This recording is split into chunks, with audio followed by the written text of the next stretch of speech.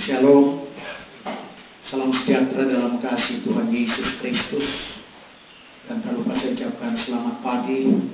Selamat kita akan sehidangan dengan Tuhan lewat kebenaran firman Tuhan dalam ibadah di mana kita memperingati bagaimana Tuhan mencurahkan roh-Nya, dan ini merupakan peringatan tentang akhir zaman. Akhir zaman itu dimulai dari Kisah pasal yang kedua, bagaimana Roh Kudus itu dicurahkan sehingga apa yang dinubuatkan oleh Nabi Yoel tergenapkan. Dan saat ini sekali lagi kita merayakan akan hari ketuanan Roh Kudus, bagaimana Allah bekerja pada gereja hujan awal di tengah-tengah penantian mereka. Allah membuktikan janjinya sehingga kurang lebih 120 murid yang berhimpun di loteng Yerusalem dipenuhi dengan Roh Kudus. Untuk itu pada pagi hari ini kita akan membaca firman Tuhan yang saya ambil di dalam Kisah Rasul-Rasul pasal yang ke-19 ayatnya yang kedua. Untuk menghormati pembacaan firman Tuhan, saya jemput Bapak Ibu saudara sekalian bantu berdiri. Kisah pasal 19 ayat yang kedua dalam Alkitab terjemahan lama berkata demikian. Maka berkatalah ia kepada mereka itu, sudahkah kamu menerima Roh Kudus tatkala kamu percaya? Maka jawab mereka itu, belum pernah kami dengar kalau ada Roh Kudus. Puji Tuhan. Terima kasih, silakan. Firman Tuhan yang kita baca saat ini adalah perkataan Rasul Paulus yang ditujukan kepada ke-12 murid Yohanes Pembaptis pada waktu berada di Efesus, di mana sekali lagi Paulus bertanya, sudahkah kamu menerima Roh Kudus tatkala kamu percaya? Di dalam satu perikop ini ada 3 hal yang perlu kita perhatikan. Pertama adalah baptisan ulangan, di mana murid-murid Yohanes Pembaptis dibaptis kembali oleh Rasul Paulus. Meskipun sekali lagi murid-murid dari Yohanes Pembaptis ini sudah dibaptis secara selam, tetapi kembali dibaptis oleh Rasul Paulus. Kenapa? Kita akan ikuti penjelasannya sebentar. Dan yang kedua adalah baptisan roh, di mana pada waktu Paulus menumpangkan tangan setelah dia membaptis ke-12 murid-murid Yohanes Pembaptis ini, mereka menerima Roh Kudus yang ditandai dengan berkata-kata berbagai-bagai bahasa. Dan yang ketiga adalah bernubuat. Jadi kita perhatikan Bapak Ibu Saudara, bukan hanya sekedar dibaptis dengan Roh Kudus, tapi mereka langsung menerima karunia Roh Kudus, dalam hal ini karunia nubuatan. Bapak Ibu Saudara yang kekasih di dalam Tuhan Yesus Kristus, berbicara tentang Roh Kudus, di mana Bapak Ibu saya dan saudara hidup. Dan ketuanan Roh Kudus yang kita peringati pada hari ini merupakan awal dari akhir zaman. Sebagaimana kita tahu bersama lewat pelajaran eskatologi, awal zaman itu adalah berbicara tentang zaman Bapa. Dari Bapa segala manusia yaitu Adam, sampai kepada bapa segala orang yang percaya, yaitu Ibrahim, kurun waktu 2000 tahun.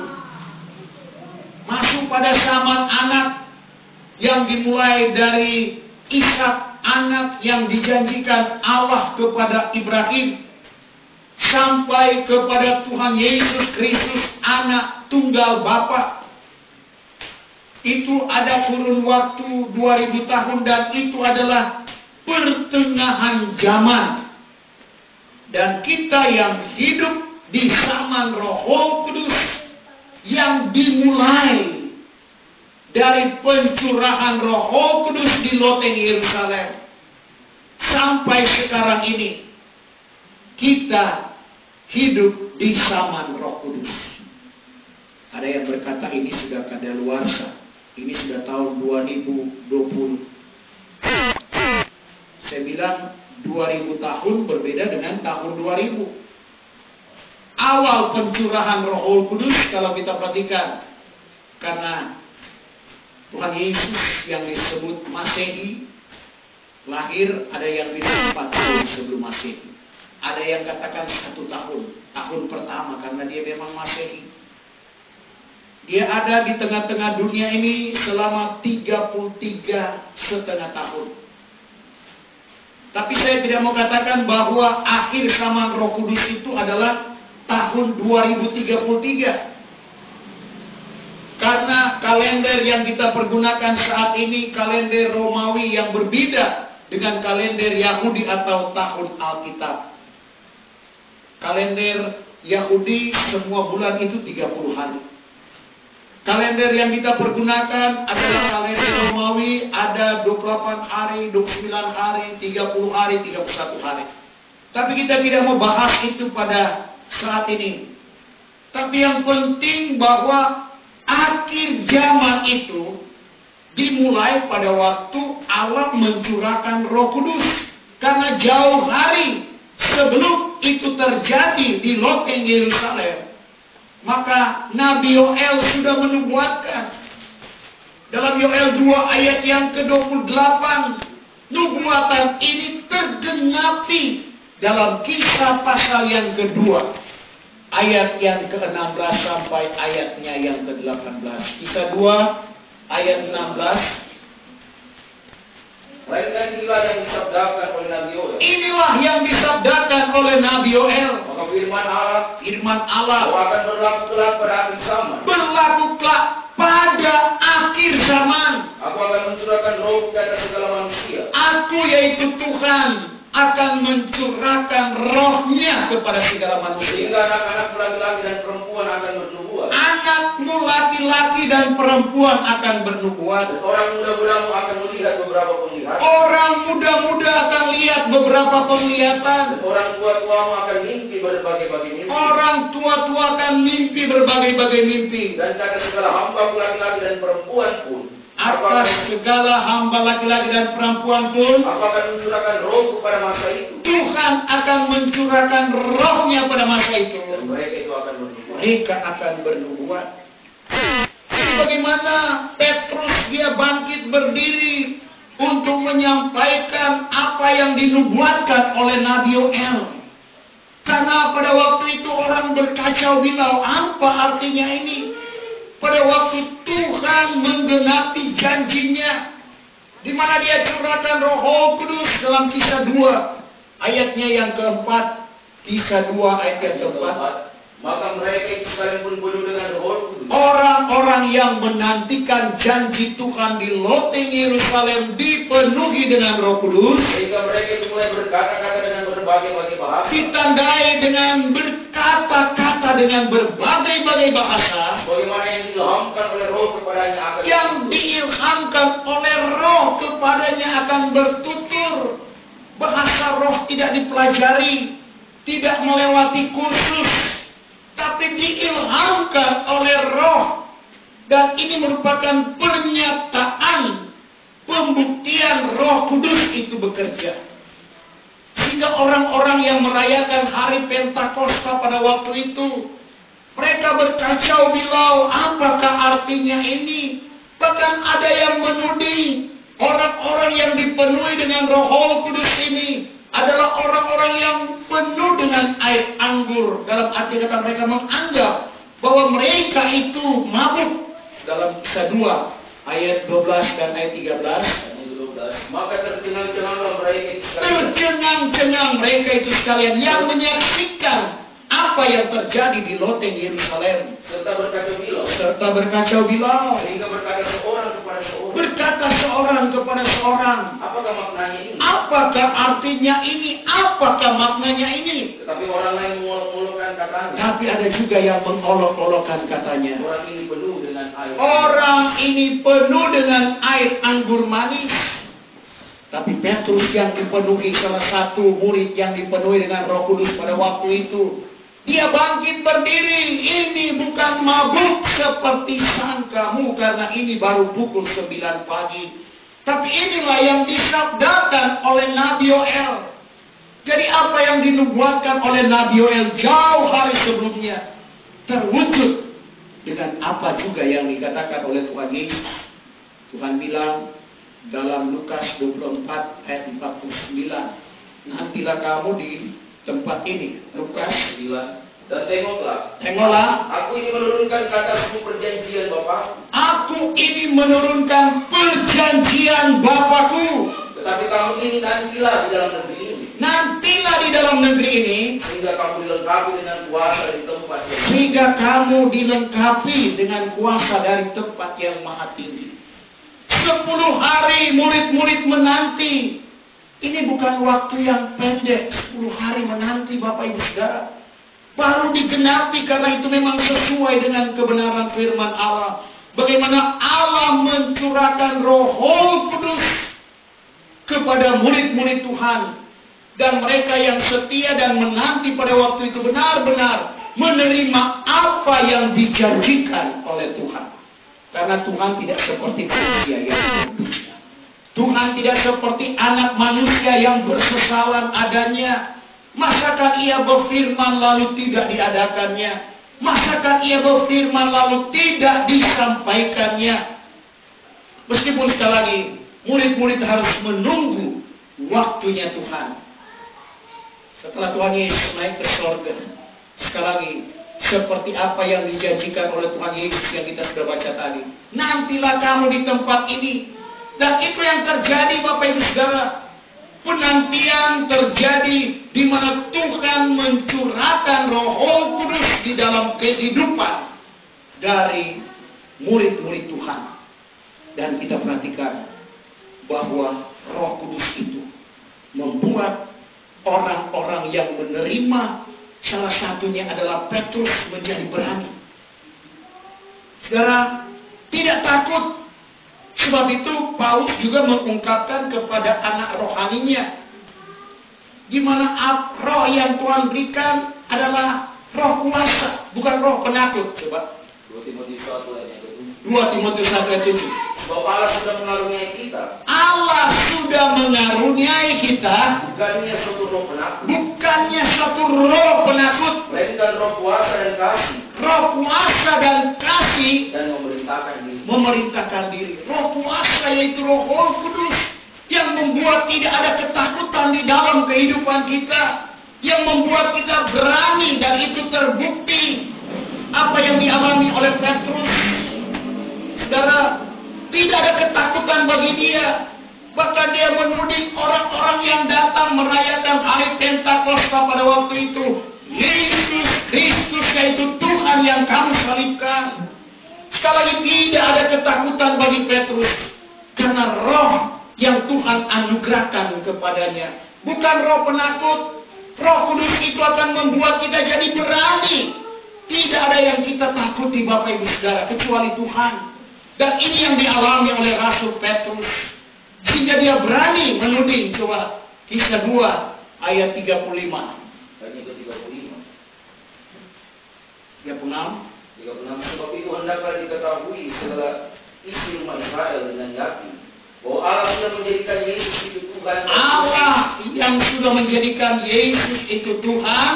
Yaitu Yesus itulah yang kamu ini salibkan. Yaitu Yesus yang kamu salibkan. Sekali lagi, Roh keberanian Tuhan anugerahkan di dalam kehidupan Petrus. Demikian juga dengan kita, Bapak Ibu Saudara. Tadinya mungkin kita penakut, tapi manakala kita menerima Roh Kudus itu, ada satu keberanian yang Tuhan anugerahkan di dalam kehidupan kita. Tidak ada ketakutan bagi Petrus mau masuk penjara, keluar penjara. Tidak menjadi masalah bagi dia.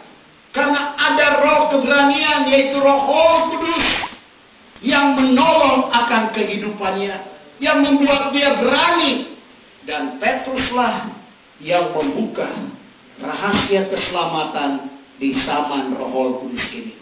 Karena anak kunci kerajaan Allah Tuhan serahkan kepadanya. Lepas dari keterbatasan Petrus yang tidak terpelajar, kisah 4 ayat 13. Orang biasa atau orang bersahaja, orang sederhana. Tapi ada pilihan khusus yang Tuhan anugerahkan di dalam kehidupannya. Sekali lagi dalam Matius 16 ayat 19. Tuhan anugerahkan dia anak kunci kerajaan surga. Sebab itu pada waktu dia menyampaikan firman Allah yang dipenuhi dengan Roh Kudus, yang diurapi oleh Roh Kudus, sehingga orang-orang yang mendengar merasa pedih hatinya. Saudara, lalu mereka berkata kepada Petrus dan rasul-rasul yang lain, "Hai tuan-tuan dan saudara sekalian, apakah yang wajib kami perbuat?" Lalu Petrus jawab dalam Kisah 2, 37, 38, "Hendaklah kamu bertobat. Berbaptis masing-masing kamu dengan nama Yesus Kristus akan jalan keampunan dosa. Lalu kamu beroleh anugerah Roh Kudus.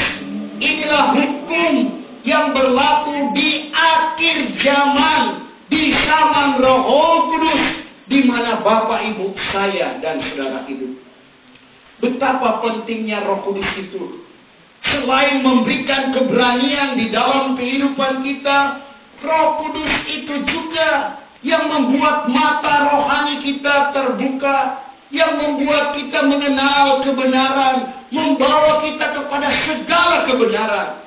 Sehingga tidak ada kebenaran yang terlindung, tidak ada kebenaran yang tersembunyi. Semua diungkapkan oleh roh kebenaran itu, yang tidak lain adalah Roh Kudus. Yohanes 16 ayat 13. Akan tetapi apabila ia sudah datang, itu roh kebenaran. Roh kebenaran. Maka ia pun akan membawa kamu kepada segala. Sampai di situ. Iya, yaitu Roh Kudus akan membawa kamu kepada segala kebenaran. Roh Kudus ini fungsinya akan membawa kita dari kebenaran datang kepada segala kebenaran. Sehingga kita boleh mengerti apa kehendak Tuhan di dalam kehidupan kita. Sebab itu Paulus katakan ayat 5 ayat 17, "Jangan kamu bodoh, melainkan hendaklah mengerti apa kehendak Tuhan." Jadi salah satu penolong yang menolong kehidupan kita adalah Roh Kudus. Sebab itu di dalam Yohanes atau Yahya 14 ayat yang ke-26, tetapi penolong itu, yaitu Roh Kudus yang akan disuruhkan oleh Bapa atas namaku. Dialah akan mengajarkan kepadamu segala perkara itu. Ia mengajar. Roh Kudus sebagai penolong akan mengajar kita dan akan mengingatkan kamu segala sesuatu yang aku sudah katakan. Kita ini penuh keterbatasan, gampang lupa, apalagi kami yang sudah menuju ke lansia. Kadang-kala pikun, lupa. Tapi roh penolong ini, yaitu Roh Kudus yang selalu mengingatkan. Ini satu hal yang luar biasa. Jadi selain keberanian, saudara, dia mengajar kita untuk memahami kebenaran firman Tuhan. Dia mengingatkan apa yang kita sudah baca, apa yang kita sudah dengar. Itulah Roh Kudus. Betapa pentingnya kita memiliki akan hal itu. Dan memang kalau kita menikmati itu, tentunya kita mengalami apa yang namanya kasih mula-mula. Dan Bapak Ibu Saudara, cara Tuhan menganugerahkan Roh Kudus di dalam kehidupan kita. Ada yang ditumpangkan tangan, ada tanpa tumpang tangan.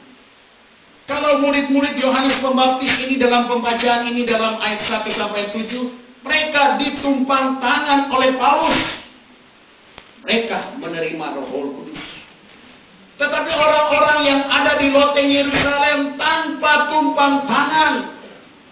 Demikian juga yang berlaku di dalam Kisah 10, di mana di rumah Kornelius Allah beracara lewat pemberitaan Rasul Petrus.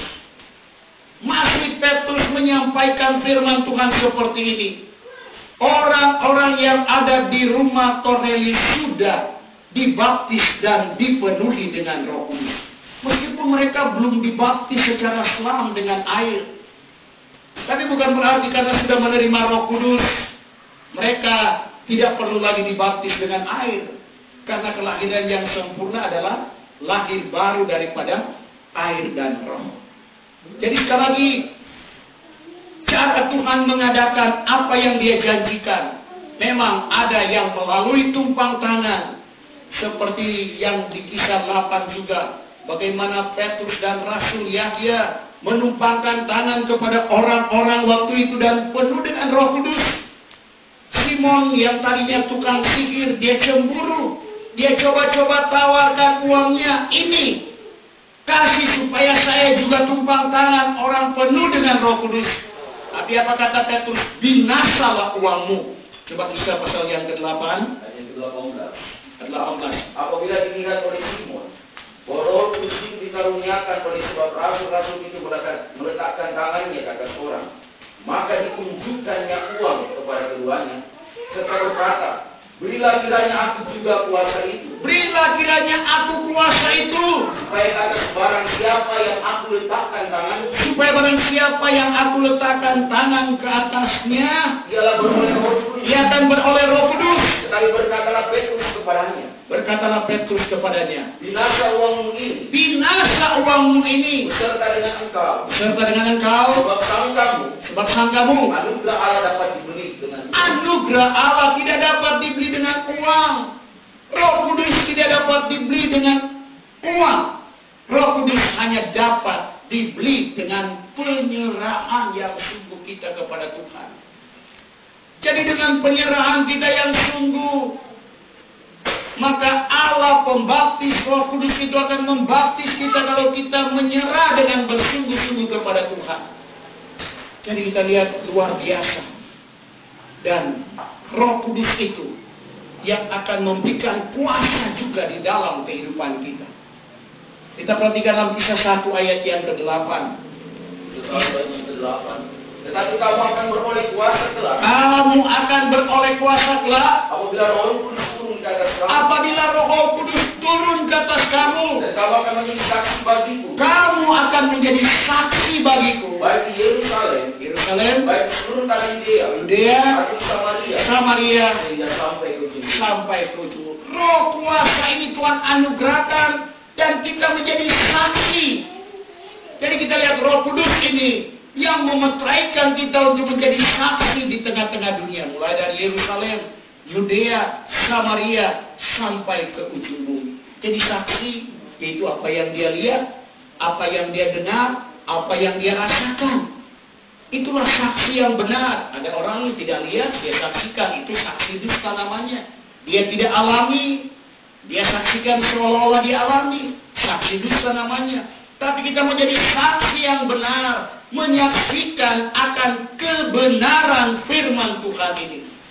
Dan ini sekali lagi membutuhkan Roh Kudus, Roh kuasa.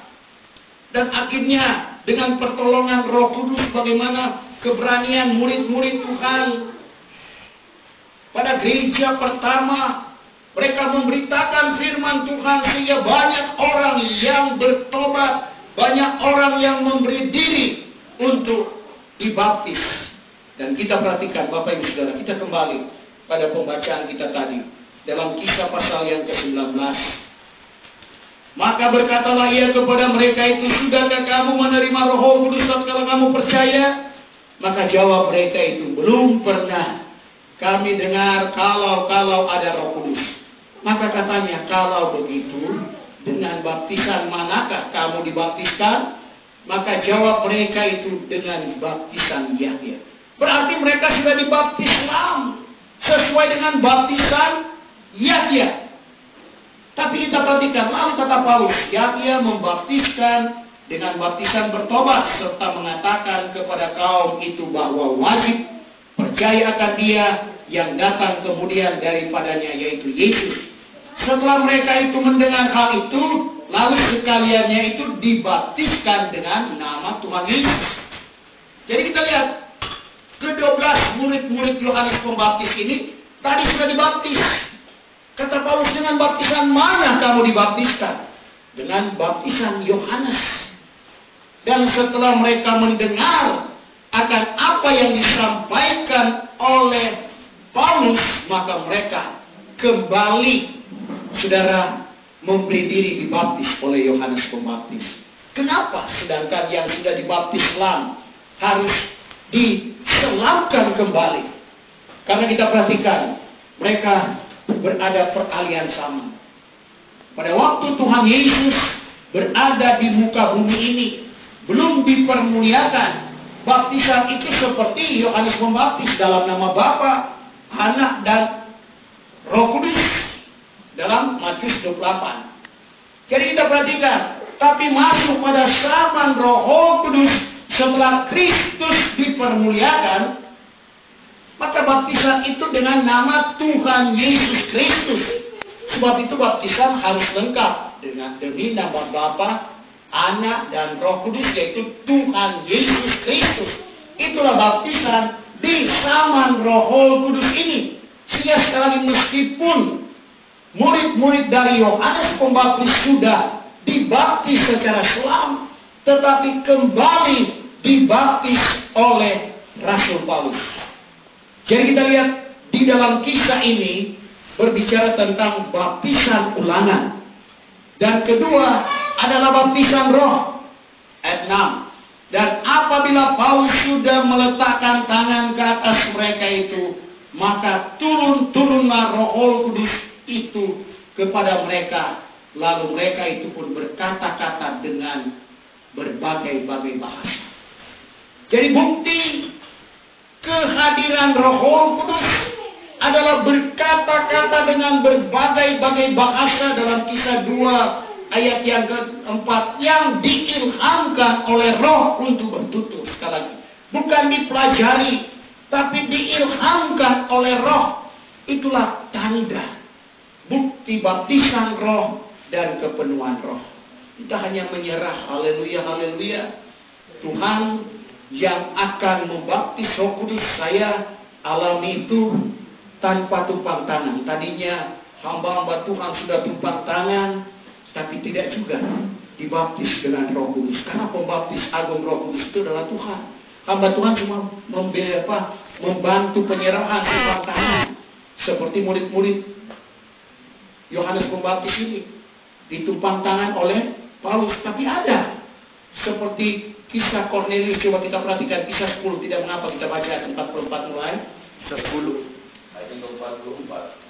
Sedang Petrus lagi mengatakan perkataan itu, sementara Petrus berkhotbah, turunlah Roh Kudus ke atas sekalian orang. Turunlah Roh Kudus ke atas orang-orang yang ada di rumah Kornelius pada waktu itu. Yang mendengar perkataan itu terus. Maka segala orang beriman yang menurut adat bersunat, seberapa banyak yang datang menyertai Petrus, tercengang-cengang. Sebab kepada orang kafir, juga dicurahkan anugerah Roh Kudus.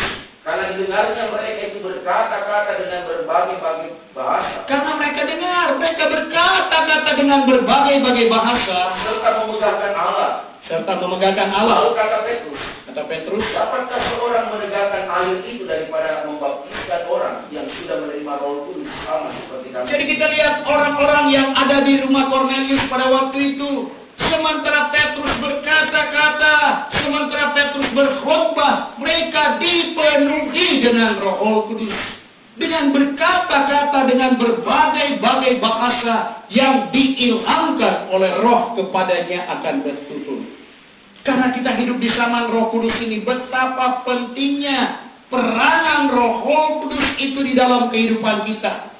Seperti tadi, membuat kita tidak takut, menjadi berani, menolong kita mengajar kita, mengingatkan kita, saudara, dan akan menjadikan kita saksi di Yerusalem, Yudea sampai ke ujung bumi.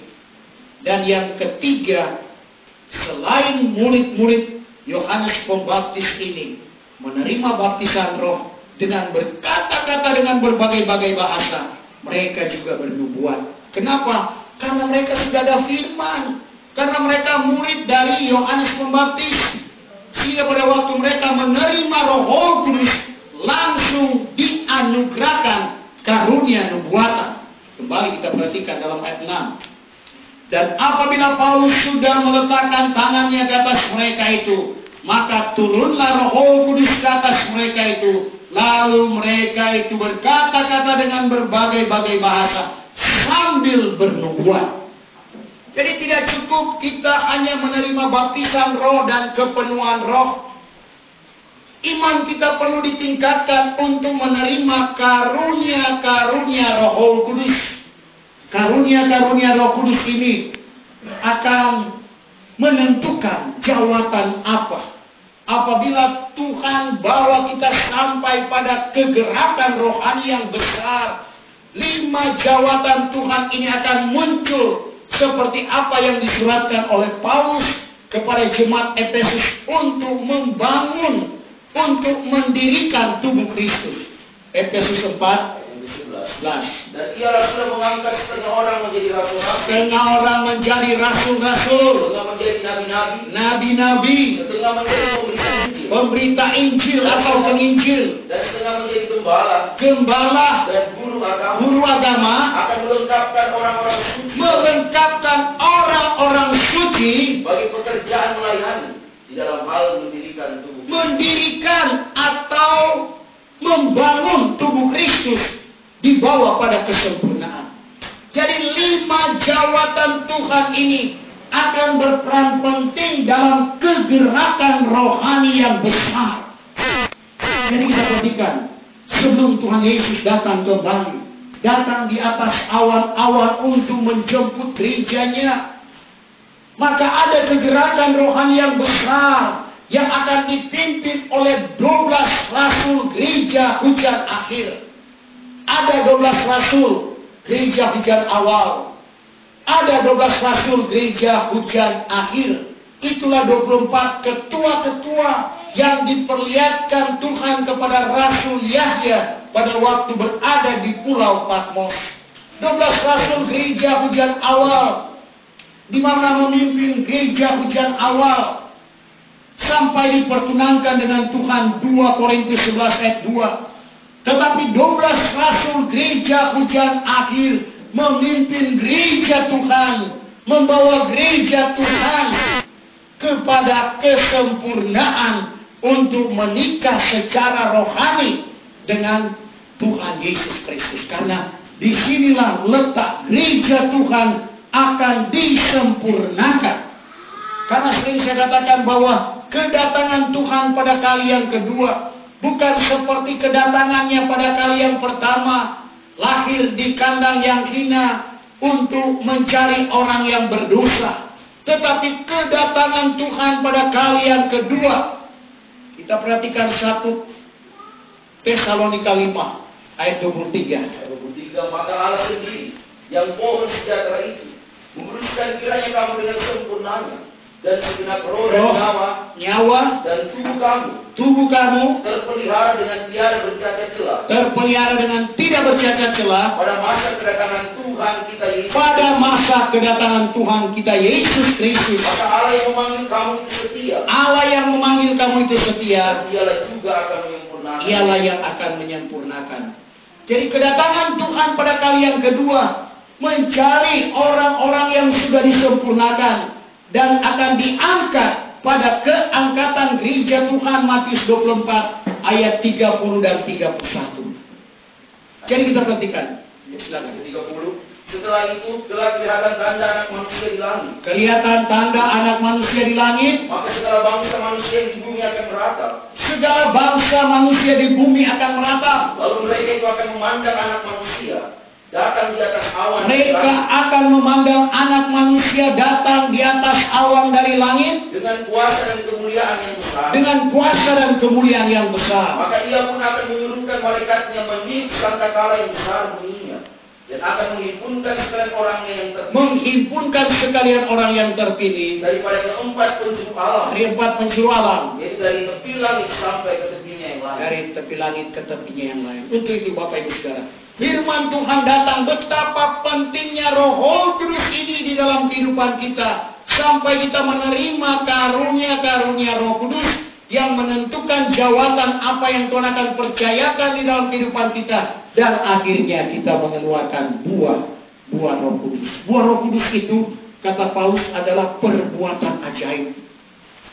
Perbuatan baik dapat dikeluarkan oleh kita manusia, tapi buah roh tidak dapat kita keluarkan dengan kekuatan kita. Kenapa? Karena itu perbuatan ajaib. Sehingga kalau kita lihat di dalam 1 Korintus 12 ayat 4, 5, 6, karunia roh, jawatan Tuhan, dan buah roh. Tingkat yang ke-6 dalam 7 tingkat iman. Coba. 1 Korintus 12 ayat yang keempat. Adalah berbagai-bagai karunia. Ada 9 karunia Roh Kudus. Tetapi rohnya itu satu. Roh itu satu. Dan ada berbagai-bagai jawatan. Ada 5 jawatan Tuhan. Tetapi Tuhannya itu satu. Tuhan itu satu. Dan ada berbagai-bagai perbuatan ajaib. Ada 9 buah Roh Kudus. Ada 9 perbuatan yang ajaib. Tetapi Allah itu juga yang mengerjakan segala hal itu. Allah yang mengerjakan dengan pertolongan Roh Kudus tentunya. Bukan dengan kekuatan dan kemampuan kita. Itu betapa pentingnya kita perlu bersandar kepada Tuhan, berserah kepada Tuhan, supaya Dia anugerahkan Roh Kudus di dalam kehidupan kita, sehingga kita boleh menerima apa yang dijanjikan oleh Tuhan, yaitu kehidupan yang kekal. Saya jemput kita bangkit berdiri. Kita sempurnakan ibadah kita pada pagi hari ini. Kita akan masuk dalam doa dan penyembahan.